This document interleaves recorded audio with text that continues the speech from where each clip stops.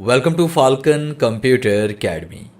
मैं हूं केवल विजय और मैं आज आपको एमएस एक्सेल में पढ़ाने जा रहा हूं कि हमारे पास अगर यहां पे डेट्स हैं तो उन्हीं डेट्स में डेट्स के मुताबिक डे, मंथ और ईयर्स को हम अलग अलग से किस तरह से एक्सट्रैक्ट कर सकते हैं या शो करवा सकते हैं।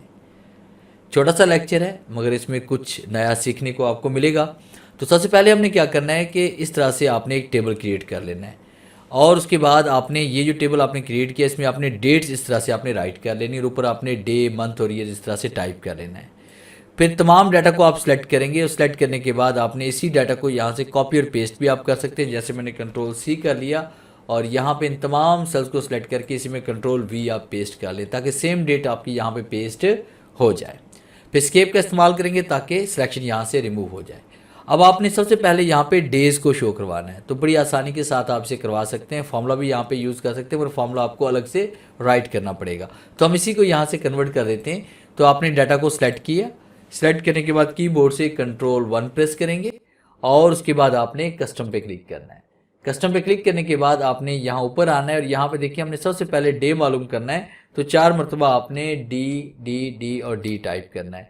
तो ऊपर आपको नज़र आ रहा है कि यहाँ पे संडे कि इसका मतलब है ये कन्वर्ट हो चुका है। आप ओके क्लिक करेंगे तो देखिए हमारे पास सारे डेज यहाँ पे शो हो चुके हैं। इसी तरह से अगर आप मंथ यहाँ पे मालूम करना चाहते हैं तो इसको आप सिलेक्ट करेंगे, कंट्रोल 1 प्रेस करें, कस्टम पे जाना है और यहाँ पे मंथ के लिए आपने 4 मरतबा यहाँ पे आपने एम टाइप करेंगे और उसके बाद इंटर प्रेस करेंगे तो हमारे पास मंथ यहाँ पे आ जाएंगे। इस तरह हम यहाँ पे ईयर्स अलग करना चाहते हैं तो इसको आप सिलेक्ट करें, कीबोर्ड से कंट्रोल 1 प्रेस करें, कस्टम पे आना है।